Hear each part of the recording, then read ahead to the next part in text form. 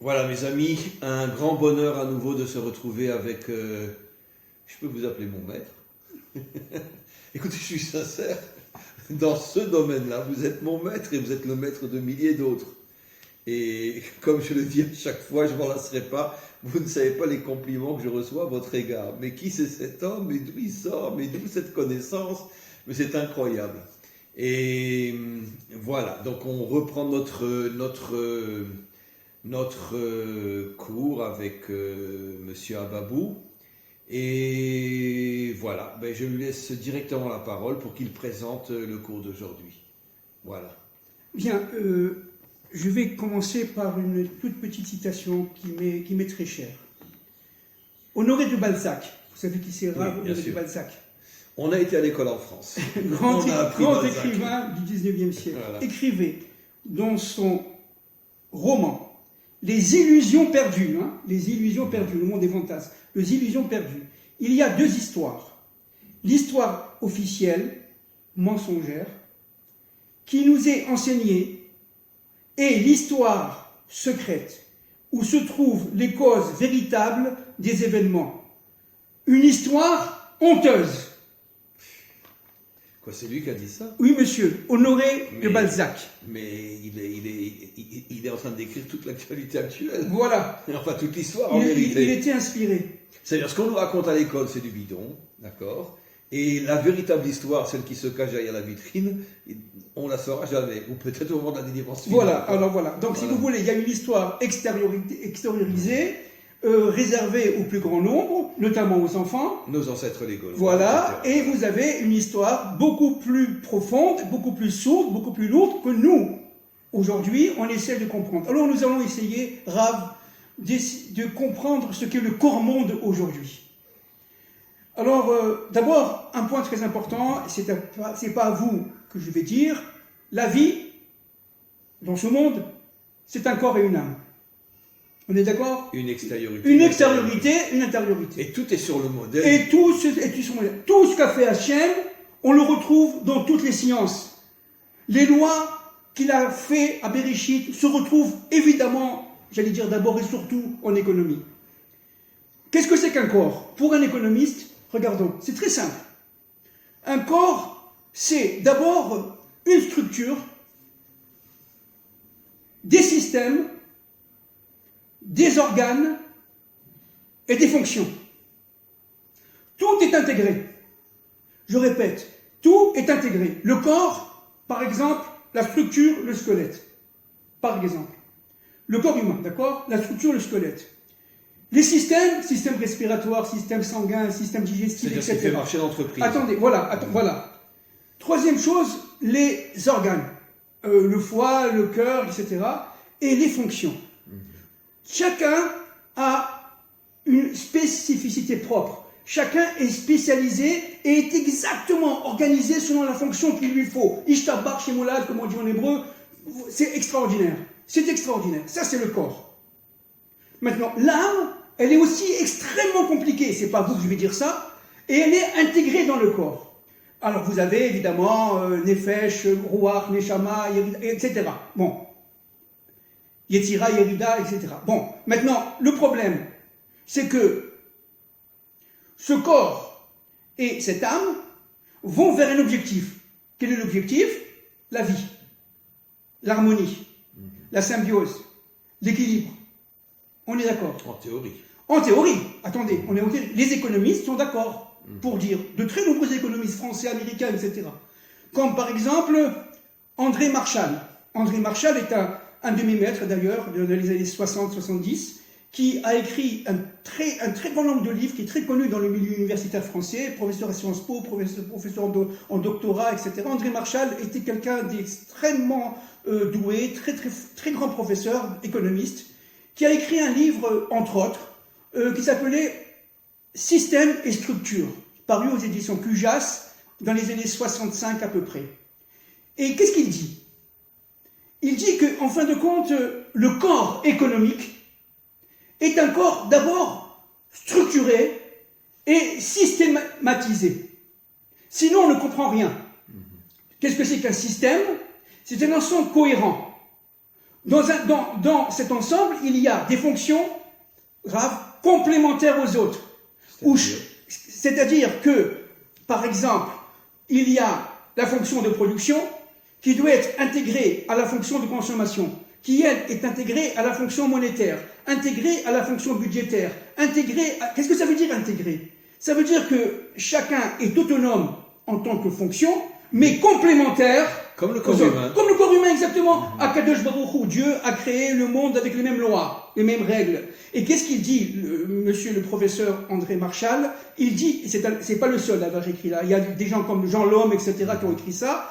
Qu'est-ce qu'il dit? Il dit qu'en fin de compte, dans tout système, il y a 3 degrés, vous allez comprendre, 3 degrés. Le premier degré, c'est ce qu'on appelle les institutions. Deuxièmement, les technologies. Troisièmement, les psychologies. Dans toute économie, il y a un groupe, une conurbation de forces systémique qui fait que l'économie vit. Quand on parle de la vie économique, il y a l'intégration de ces forces. Qu'est-ce que c'est que les institutions? Il dit, par exemple, l'État, les corps d'État, tous les corps d'État. C'est ce qu'on appelle chez nous le squelette. Sans État, sans roi, sans structure, sans hiérarchie, il n'y a pas de vie économique. Ça, c'est une première chose. Alors, on retrouve ça, il démontre au Moyen-Âge, au temps du libéralisme économique, aujourd'hui. On retrouve ça. Deuxième point, les technologies. C'est-à-dire toutes ces sciences qui permettent à l'homme de produire. Toutes sciences confondues. Ça peut être au temps antique, les sciences patriarcales, le savoir-faire patriarcal, comme aujourd'hui on dirait le high-tech. Toutes ces sciences-là. Troisième point fondamental, les psychologies. C'est-à-dire notamment d'abord le système des valeurs, les valeurs morales. Oui pour le capitalisme, mais jusqu'à un certain point. Oui pour le libéralisme, mais jusqu'à un certain point. Oui pour le libre-échange, mais, encore une fois, la voie de Yaakov Avinu, Tiferet, la voie moyenne. Allons vers la voie moyenne, évitons les extrêmes. Le juste milieu. Le juste milieu, la voie moyenne, le juste milieu. Et donc, cette psychologie qui est liée aux valeurs morales, qui est liée aux cultures, au pluriel. Nous sommes là dans le système, ce qu'on appelle pur. Vous avez tout à fait raison, je n'ai pas fini. Oui. Vous avez défendu ce que j'allais dire. En théorie, ça s'appelle un système pur, cela. Ça s'appelle un système pur, en théorie. Nous sommes dans la théorie économique. Et maintenant, regardons un peu dans notre pratique, dit-il. Il y a ce qu'on appelle le système concret. Le système concret, c'est lié directement, dit-il, au régime économique, le régime capitaliste, le régime social, le régime libéral. Vous comprenez? Alors vous avez donc, je répète, la structure, les systèmes. À l'intérieur, vous avez une conurbation de forces qui sont intégrées les unes par rapport aux autres. Et vous avez l'épine dorsale qui forme ce qu'on appelle le régime économique. D'accord? Le régime économique étant la concrétisation des systèmes. C'est pas compliqué, mais il faut bien comprendre, pour comprendre ce que c'est que le corps-monde, bien entendu. Donc, un système absolument harmonieux, divin. L'homme n'a fait que reproduire la volonté divine, en fait. L'homme est à l'image de Dieu. Voilà, l'homme est à l'image de Dieu. Tous les systèmes économiques sont en fait, lorsqu'ils sont purs, lorsqu'ils sont théorisés, à l'image de la volonté divine. Maintenant, ces forces-là, on agit, encore une fois, en douceur, de génération en génération, mais en profondeur. On l'a vu pendant tous les cours passés, n'est-ce pas? Ils ont cherché à déconnecter d'abord la structure. Des forces cachées qui veulent dominer l'économie. Nous sommes dans les forces impures, les forces du mal, les forces cachées qui veulent dominer tout ça, qui veulent remplacer Dieu, Alors pour cela, qu'est-ce qu'ils font? Ils vont essayer de créer un corps-monde, on y est aujourd'hui, mais complètement artificiel, c'est-à-dire complètement déstructuré par rapport au corps-monde initial qu'on vient de citer, et surtout à l'envers. À l'envers. C'est pour ça que nous sommes dans un monde à l'envers. À l'envers, c'est-à-dire qu'en fin de compte, tout est pour le bien, selon Dieu, mais pour eux, tout est pour le mal. Les forces du bien sont des forces de construction, mais pour eux, les forces du mal sont des forces de destruction. Ils veulent dominer en détruisant. Et ils créent un être, ce qu'on appelle aujourd'hui le corps-monde, avec les mêmes attributs que le corps systémique qui a été décrit très rapidement tout à l'heure, mais selon leur propre intérêt, leur propre volonté. Une volonté qui est une volonté, j'allais dire, méchante, haineuse, destructrice. C'est fou. Je me demande souvent, Rav, et je sais, je connais la réponse, mais je ne la dis pas ici, si ce sont des êtres humains. S'ils descendent vraiment des Bnei Adam. Parce que je sais, moi aussi, je sais, je suis votre élève, je sais ce que vous pensez, et vous avez raison, c'est écrit dans le Zohar, d'accord? Mais il n'empêche que, en tant qu'économiste, je me dis, attends, mais c'est monstrueux ce corps monde qui est en train de se créer. De quoi est-il composé? Il est composé d'abord de ce qu'on appelle d'un ordre, un nouvel ordre mondial, si vous voulez, qui est extrêmement similaire à l'ordre mondial voulu par Dieu, mais inversé. Mais dans l'impureté. C'est incroyable. Ces forces-là utilisent. C'est ce que le maître dit, Zé Leumadze. En face de chaque bien se construit une structure du mal qui reprend tout le modèle du bien, mais dans le mal. C'est exactement ça. Vous avez touché le mille, Rav. C'est exactement ça. C'est-à-dire qu'en fin de compte, dans le bien, il y a le bien, mais à l'extérieur du bien, il y a le mal qui s'engouffre et qui utilise le bien pour s'enrichir, pour se développer, etc. Et qui crée un modèle qui est, en fin de compte, le sosie, mais inversé, des forces du bien. Donc, d'où le monde dans lequel nous sommes, c'est un monde de bilboul, comme on dit, on ne sait plus où on en est, quoi, de grand mélange, j'allais dire encore une fois, nimrodien. C'est-à-dire, véritablement... Tout est fait pour qu'on perde... Alors, on va maintenant faire un point sémantique extrêmement important. Il faut distinguer ce qu'on appelle le processus de mondialisation du mondialisme. Je parle en français, hein, et ces deux systèmes-là par rapport au corps-monde. Le corps-monde, c'est l'objectif à atteindre. Par ces forces-là. Par ces forces-là. On est cette fois-ci dans les forces du mal. D'accord? On est dans les forces du mal. On est dans le régime concret, comme dirait André Marshall.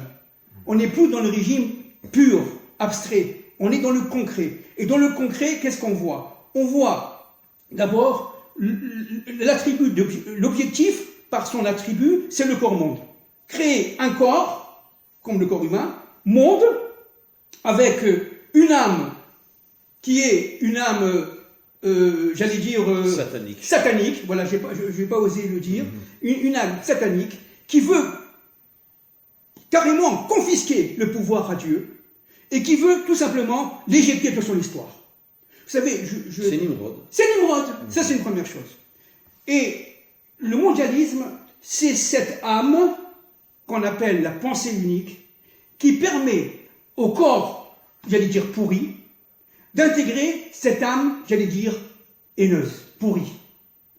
Vous comprenez? Mélangeons pas. Qu'est-ce que c'est que la mondialisation? C'est tout ce qu'on a dit en très très synthétique, bien entendu, en quelques secondes, quelques minutes. Il faut des milliers d'heures pour ça. Mais en quelques minutes, tout ce qu'on a dit les cours derniers.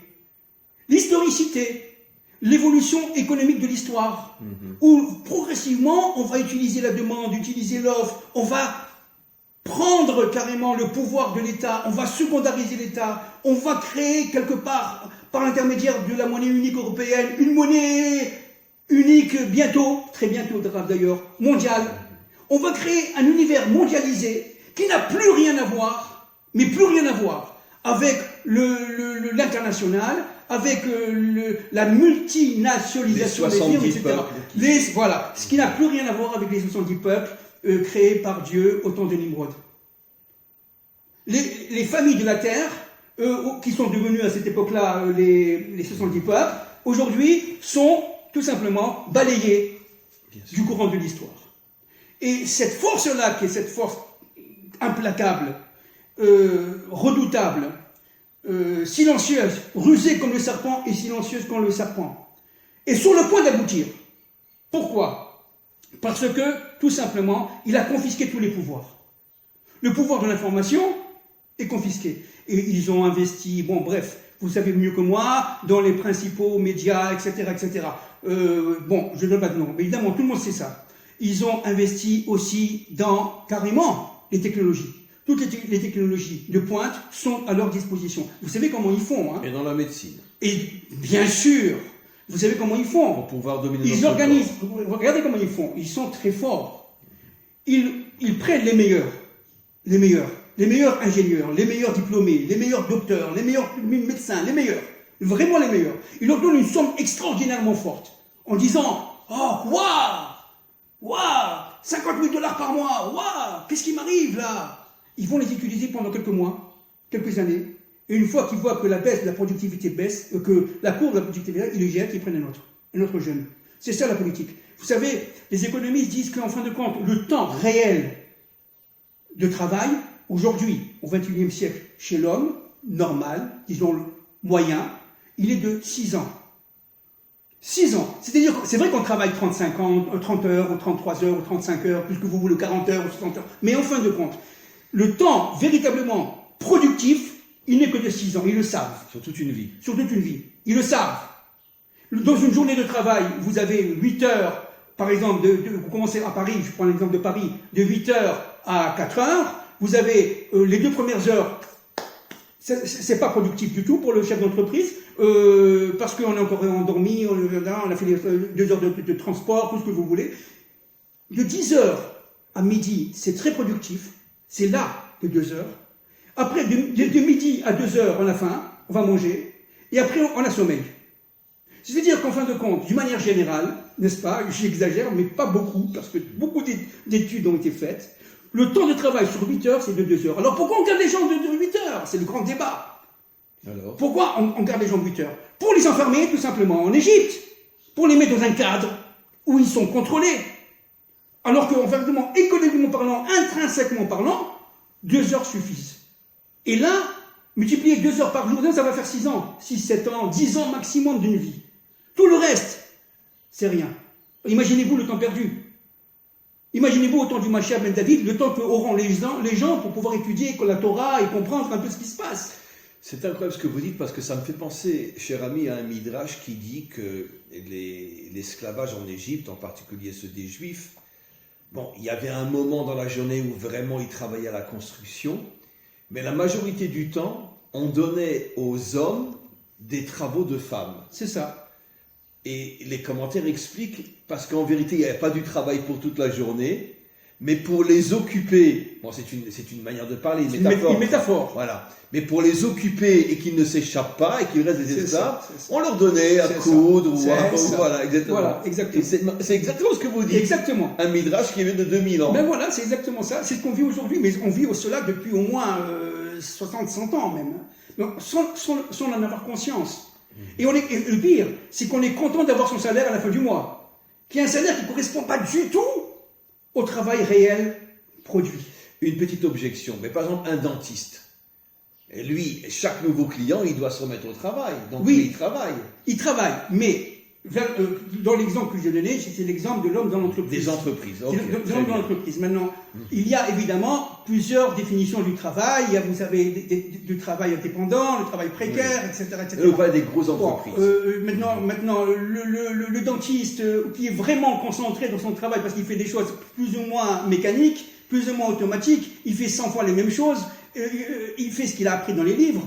Et il pense à autre chose. C'est-à-dire qu'en fin de compte, sauf s'il y a un problème, c'est un problème, là, il va prendre le téléphone et va demander l'avis de son confrère. Mais d'une manière générale, on croit qu'il est concentré. Il est ailleurs, comme nous, malheureusement, dans la prière. Qu'est-ce qu'on dit dans la prière? On dit, concentre-toi le premier pasouk, et les Chachamim me disent, si tu ne peux pas concentrer le premier, alors ça c'est le Rabbi Ovadia, c'est le Barara, il dit, dans ces cas-là, tu as le mot d'Ihim pour te concentrer. Parce qu'on sait très bien que le cerveau, il va dans tous les sens, la pensée va dans tous les sens. Donc, résultat... C'est ce que dit le verset. Ils m'honorent avec leur bouche, mais pas avec leur cœur. Voilà. Alors, résultat. On revient maintenant en économie. Au niveau économique, qu'est-ce qui se passe? Il se passe qu'il y a eu la dépersonnalisation du travail. Il y a eu la dépersonnalisation de l'être humain qui est devenu une chose aujourd'hui. Pourquoi? Parce qu'il est désinformé. Il n'est plus dans la communication. On fait une distinction entre l'information, Rav, et la communication. Je suis informé lorsque je reçois des informations qui me permettent à moi de m'élever, de comprendre quelque chose sérieusement de mon travail intérieur. Et Et cette information devient communication lorsqu'il y a discours. Regardez le Talmud, la Gemara, d'accord, je suis d'accord, je suis pas d'accord, les rabbinim, ils sont d'accord entre eux, etc. Et ça, c'est très productif, et c'est comme ça que Dieu veut que le monde s'accomplisse. Mais c'est pas comme ça aujourd'hui. Mais c'est pas comme ça aujourd'hui.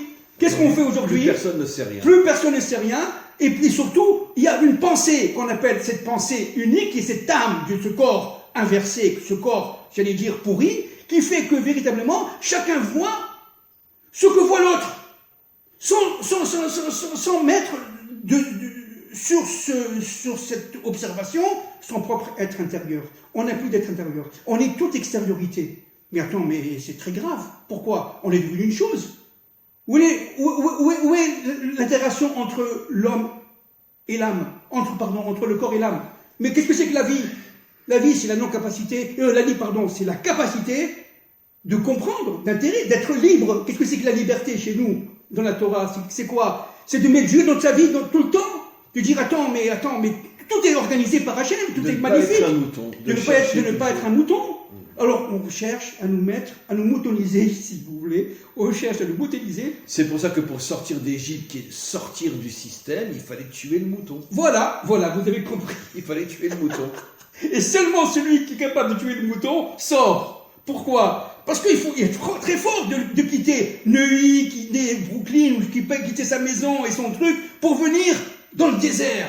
Mais attends, qu'est-ce que c'est ça, boucher? Tu te rends compte que tu me demandes? Et qu'est-ce que voulait Dieu? Qu'on prenne les dollars, le mouton d'aujourd'hui, le Dieu d'aujourd'hui, qu'on fasse des tas, n'est-ce pas? Et qu'on les brûle carrément. Où? À Washington, à New York, carrément. Voilà. Tout ce que j'ai accumulé, je jette. Je suis Hachem.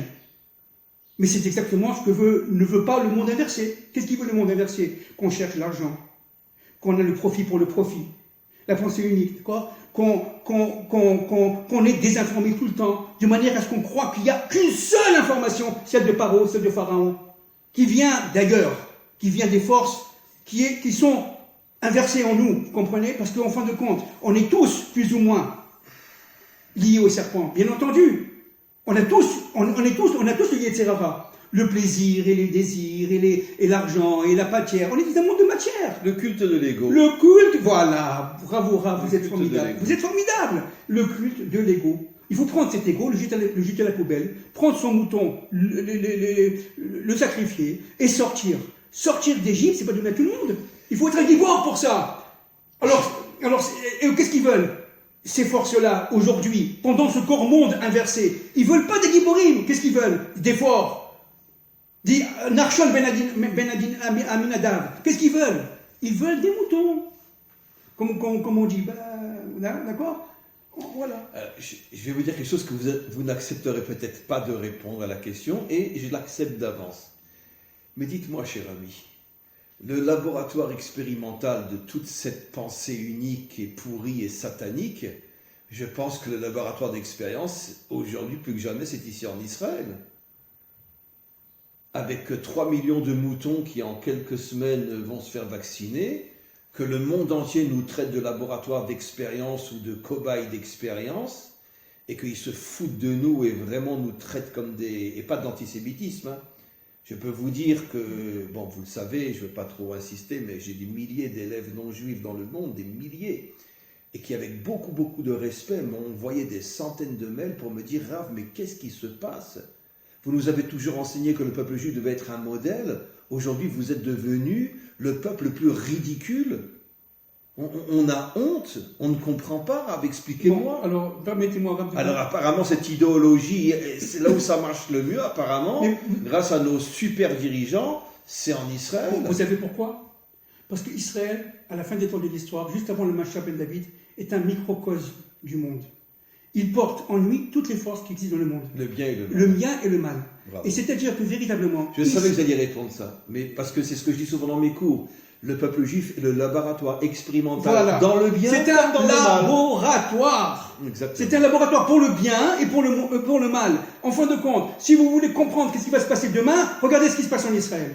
Si vous voulez comprendre qu'est-ce qui se passe avec l'humanité, regardez ce qui se passe chez le peuple hébreu de retour. Je ne parle pas du peuple juif qui est ailleurs, hein, de retour en Israël.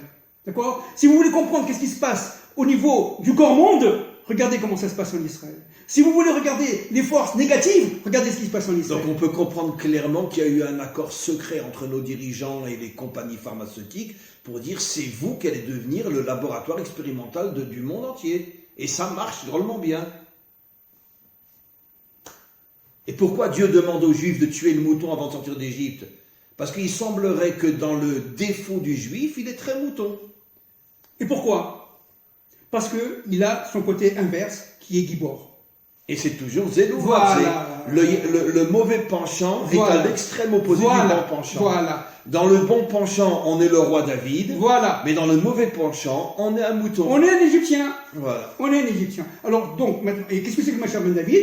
C'est l'inforou, c'est le pourim de l'histoire, c'est l'universalité, mais avec Dieu. C'est-à-dire, c'est ça, c'est les forces d'Esther. Un jour, on en parlera. C'est-à-dire, l'inforou, Esther va venir à la fin des temps de l'histoire, habillée en reine, et inverser l'ordre des choses. On va rester comme ça. Parce qu'il y a le Purim de l'universel qui s'annonce, le Pessah de l'universel, le Pâques, je parle pour les non-juifs, le Pâques de l'universel qui s'annonce. C'est-à-dire la sortie de l'esclavage pour l'humanité tout entière. Exact. Le but, c'est pas... Écoutez, nous sommes un peuple qui est intermédiaire entre la volonté suprême et les nations. Nous sommes les nations en petit. Nous avons tout ce qui se passe. 70 nefesh de Yaakov par rapport aux 70 peuples. Voilà. Donc, maintenant, on revient un peu à ce microcosme qui s'appelle le corps-monde, ce macrocosme qui s'appelle le corps-monde. Eh bien, dont Israël, le microcosme. Dont Israël est le microcosme. Bravo. Et encore une fois, c'est la volonté de Dieu. Attention, vous comprenez? C'est-à-dire qu'un jour, il faudra expliquer, il est où Dieu là-dedans? Il est partout. Et il faut comprendre tout ça. Il y a un plan derrière secret. Et ce plan secret, Abraham Avinu l'avait compris. Il avait vu. Vous comprenez? Il avait vu depuis, ça vient de Noach et devient de Seth et Adam Arishon. Si Adam Arishon n'a pas eu de femme pendant 130 ans, il est bon, bref, on ne rentre pas parce que ce n'est pas un cours de Torah uniquement, c'est un cours d'économie avec la Torah. Oui, mais de là, le Zohar dit, c'est de là l'origine de tous les démons qui ont pris une forme humaine et qui dirigent le monde. Voilà. C'est entre guillemets force égyptienne. Vous voyez? Et ce qui est très important, c'est qu'aujourd'hui, le monde, il est où? Il est en Égypte. Égypte, Mitzraïm, le monde est limite. Il est limité. Qui nous oppresse. Mitzraïm, ça veut dire l'oppression. Vous savez que Tsar, c'est un des noms secrets du diable, du Satan? Oui, bien sûr. Vous le savez. C'est dans le Talmud. Je sais bien que vous le savez, mais je parle pour le plus grand nombre. Un des noms de Tsar, de Satan, c'est Tsar. Qui veut dire l'oppression. Qui veut dire l'oppression, la limite. La limite. Il y a la limite d'en bas, que veut faire ce corps-monde, et la limite d'en haut, que veut faire Dieu. Parce que Dieu dit, attends, n'exagère pas, il y a des halachot. Il y a toutes les halachot, d'accord? Ne va pas dans tous les sens, s'il te plaît. Pour vous, Israël, il y a la cacheroute, etc. Mais les autres, du côté satanique, on est tous libres, soi-disant. Mais fais ce que tu veux, kiffe la vie, rigole. Si tu veux gagner de l'argent, allez, la pensée unique. La pensée unique aujourd'hui, qu'est-ce que c'est? C'est 5 choses. C'est 1. Il y a une force psychologique qui pénètre les consciences de manière à dépersonnaliser l'homme. Cette force psychologique, elle utilise les médias. Premièrement, l'organisation médiatique aujourd'hui du monde entier, nous sommes dans la mondialisation, du monde entier, n'est-ce pas? Ça s'appelle le mondialisme, est organisé par quelques-uns de manière à faire de l'homme un mouton. Ça, c'est une première chose. Deuxième chose, ceux qui sont capables de s'en sortir vont chercher le profit à court terme. Le profit à court terme, deuxième chose. C'est-à-dire, véritablement, tu es libre. Si tu veux détruire, détruis. Mais avec ruse. Selon des normes cachées. Mais détruis. Ce qui t'intéresse, quoi? C'est gagner 100 000 $ par jour. Vas-y. D'accord? Le monde américain, si vous voulez. Mais, tout de suite. Il n'y a plus de traçabilité. Il n'y a plus de stratégie. Il n'y a plus de je vais gagner de l'argent pour distribuer aux pauvres. Je vais gagner de l'argent parce que je veux faire produire pour l'humanité, comme dirait Adam Smith, David Ricardo, les puristes, les économistes. Quelqu'un comme Adam Smith, dans son livre La division, paru en 1776, n'est-ce pas? Le livre est très connu, n'est-ce pas? qu'est-ce qu'il dit en un mot? Il dit, mais attends, la propriété privée des moyens de production est naturelle. Le fait d'avoir un intérêt privé est naturel, mais il y a des limites. Et ces limites-là, elles sont fondamentales. Tu ne peux pas tout faire quand tu veux, où tu veux. Tu ne peux pas utiliser les petits pour t'enrichir. Tu dois aider les petits. Et aujourd'hui, c'est tout le contraire. Voilà, aujourd'hui, c'est ça, c'est la pensée unique. Ouais. Troisième point de la pensée unique fondamentale, l'utilisation des systèmes financiers, la bourse, etc., au propre intérêt de quelques-uns. C'est-à-dire qu'en fin de compte, on va créer un espace technologique, un espace économique, un espace monétaire qui fait qu'en fin de compte, ces forces cachées, secrètes du serpent vont bénéficier à 90% de tout ce qui est produit dans le monde. Bien sûr. D'accord? Ça, c'est quatrième point de la pensée unique et qui me paraît complètement fondamental, la fin des nations. Les nations sont complètement dépassées. C'est l'une des premières lois que Biden a votées, voilà. C'est le retour de tous les émigrés en Amérique. Et la destruction de l'identité américaine. Voilà. Et le cinquième point, la destruction des identités nationales, notamment le multiculturalisme, n'est-ce pas? Comme ça, l'homme ne sait plus qui il est, d'où il vient et où il va. Voilà. Le français n'est plus français, l'allemand n'est plus allemand, l'anglais n'est plus anglais, l'israélien n'est plus israélien, on sait plus où on est. Les deux premières lois que Biden a votées, c'est donc l'ouverture au niveau des frontières à tous les immigrés du monde entier, et en particulier de l'islam. Et autre chose que maintenant, à l'armée, peuvent nouveau rentrer tous ceux qui sont hommes devenus femmes ou femmes devenues hommes. C'est ça, il n'y a plus de limite. Ça veut dire la destruction de l'être humain. Voilà, il n'y a plus de limite. Il n'y a plus de limite. C'est tout. Et c'est véritablement, comme vous dites, la destruction de l'être humain voulue par Dieu. Bien entendu, Raph, il faut être optimiste. Pourquoi voulu par Dieu? Non, la destruction, non, de l'être humain qui a été voulu par Dieu. Qui a été voulu par Dieu. Non, qui a été voulu par Dieu. Oui, je comprends maintenant. Dieu a voulu un être humain magnifique, et eux font tout pour le détruire. Eux, ils font tout pour le détruire. Et donc, ce qui est fondamental de comprendre, c'est que nous sommes véritablement ici dans une dynamique explosive. Parce que nous allons droit dans le mur. Pourquoi? Parce qu'on va parler de comment on va s'en sortir. Voilà, mais bien sûr. On a les clés grâce à la Torah de la délivrance. Grâce à la Torah de la délivrance. Et pour cela, il faut être à Jérusalem, il faut être en Israël. Pour pouvoir comprendre ce qui se passe aujourd'hui, parce qu'on va droit au mur, il faut intégrer que tout ça, même si ça fait peur, plus que ça, va aboutir au Mashiach ben David. C'est-à-dire pour le bien. Tout ça est pour le bien. Donc il faut avoir un message, certes aujourd'hui pessimiste, c'est vrai, la situation est grave, très grave, elle est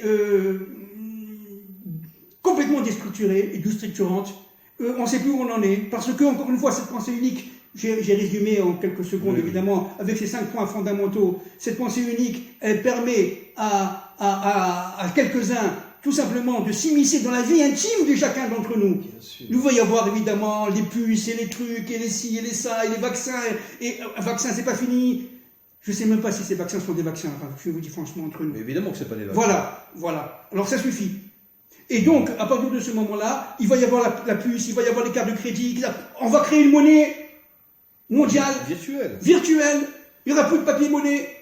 Donc tout sera tous dépendants, quoi. Contrôlé par les forces de Pharaon, c'est ça le but. C'est plus l'autocontrôle, c'est le surcontrôle par des forces occultes, cachées, qui sont dominantes et qui se battent infiniment contre Dieu. Voilà. Et j'oserais presque dire, et je ne me trompe pas, que très prochainement, dans toute construction d'appartements, d'immeubles, de maisons, ils vont insérer dans la pierre des écoutes qui font que de toute façon, on est surveillé du matin au soir. Ah oui, c'est possible. C'est pas ça, c'est sûr et certain. On y va dans droit. Les voitures, dans tout. On y va droit. Mais Rav.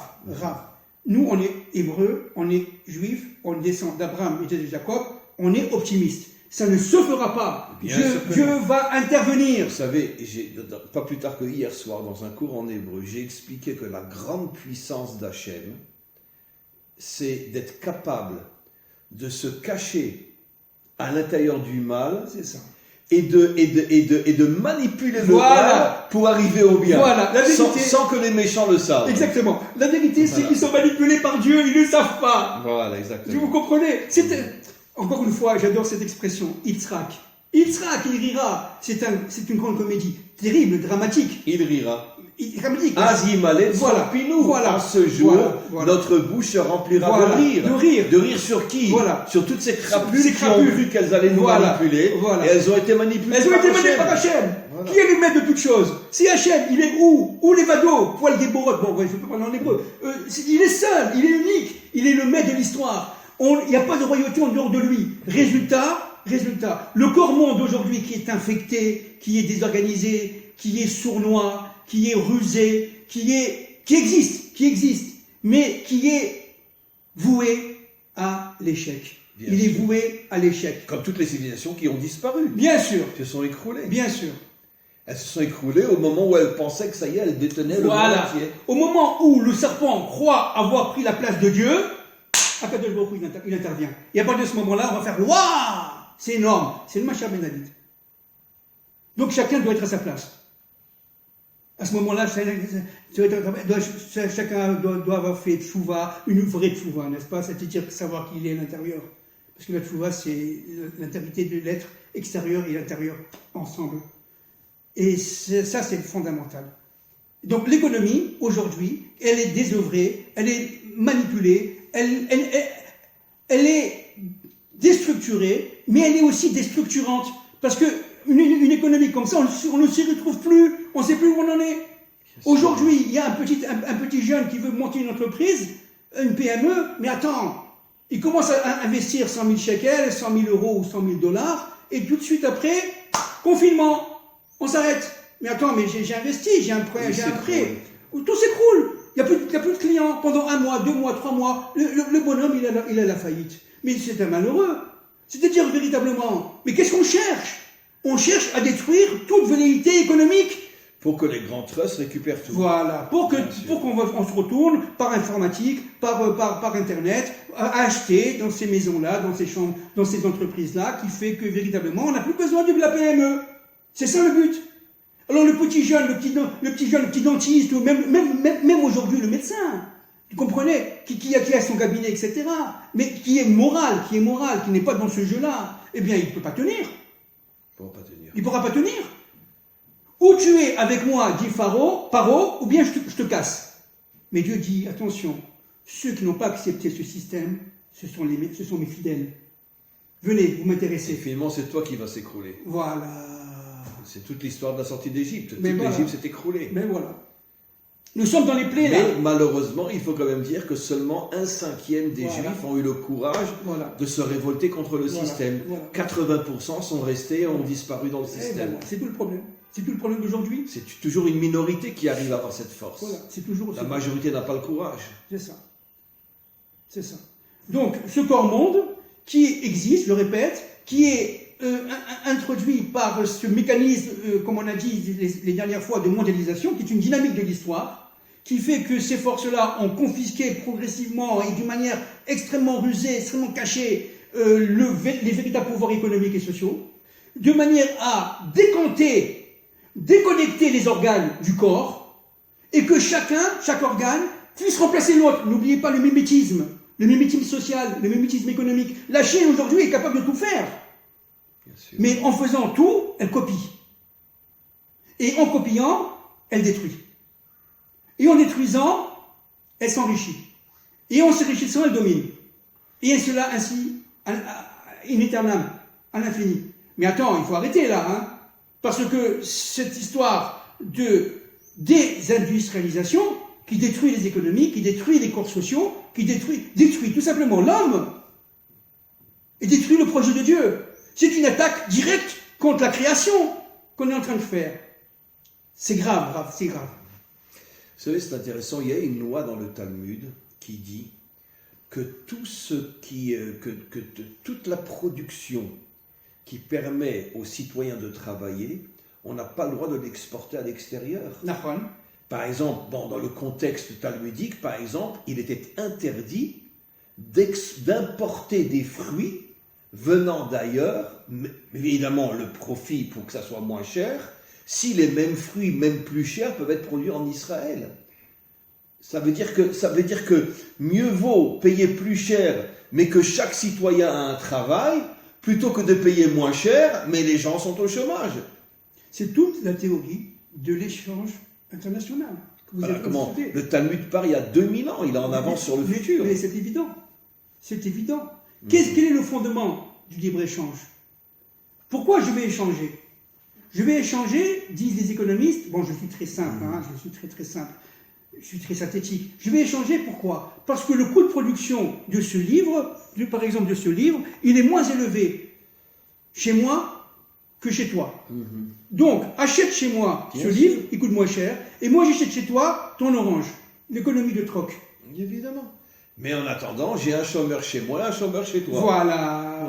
Que dit Israël? Attention, c'est dangereux. Pourquoi? Parce qu'il va y avoir des chômeurs chez toi. Vaut mieux Que dit le Talmud, pas Israël d'aujourd'hui. Oui, bien sûr. Parce que même les plus grosses compagnies d'Israël se sont fait racheter par les Chinois. Mais bien Teva, sûr. etc. Mais bien sûr, encore une fois, Israël est un microcosme du monde aujourd'hui, Raph. Mais Du mauvais monde. Oui, mais de ce mauvais monde, cette graine qui est pourrie par la terre va sortir le fruit magnifique. Le Mashiach ben David, tout simplement. N'oubliez pas que la graine, elle doit se décomposer sur la terre, Bien sûr. pour pouvoir sortir la racine, etc. N'oubliez, Bravo. c'est pas vous, je veux dire ça. Non, c'est effectivement très très juste. C'est que finalement, pour qu'il y ait la naissance du bien, il faut une décomposition. Voilà. Et c'est ce qu'on vit maintenant. C'est une décomposition qui est, j'allais dire, très douloureuse, mais qui rentre dans l'ordre, j'allais dire, des choses. Dans le processus de la délivrance finale. Dans le processus de la délivrance des choses, finale. Voilà, cher ami, on va s'arrêter une fois de plus et au nom de tous ceux qui vous écouteront, je sais d'avance qu'on n'a pas de mots pour vous remercier de cette clarté, de cette capacité d'expliquer des choses qui, je sais, il vous faudrait, si vous voulez les expliquer vraiment au niveau où elles sont, des milliers d'heures. Vous êtes capable en même pas une heure de faire descendre des choses et de manière à ce que des milliers de personnes puissent ouvrir les yeux et comprendre dans quel monde on vit. Et je me permettrai de terminer par une phrase qui, j'espère, peut-être réveillera certains d'entre nous. Arrêtons de dormir. Voilà. Arrêtons de nous fier à nos dirigeants. Aujourd'hui, plus que jamais, arrêtons, c'est moi qui le dis, je ne vous engage pas, arrêtons de nous fier dans tout ce qui sont les porte-paroles de la médecine, parce que le but aujourd'hui est de s'accaparer le corps, la pensée et l'âme des humains. Exactement. Et si on continue à être des moutons et à croire qu'ils veulent sauver le monde, on va vite se retrouver tous en Égypte, ça veut dire dans un pays d'oppression, dans un monde d'oppression et de limites dans lequel on ne pourra même plus respirer. Mais bien sûr, comme vous l'avez dit, tout ça c'est un processus qui en cachette amène à la délivrance et finalement tout ce monde pervers s'écroulera et on rira et on se moquera certainement. On leur dira, vous voyez, vous avez cru chasser Dieu de ce monde, c'est lui qui vous écrase et qui se dévoile maintenant. C'est exactement ça. Merci beaucoup, beaucoup, beaucoup, beaucoup, cher ami. Merci beaucoup.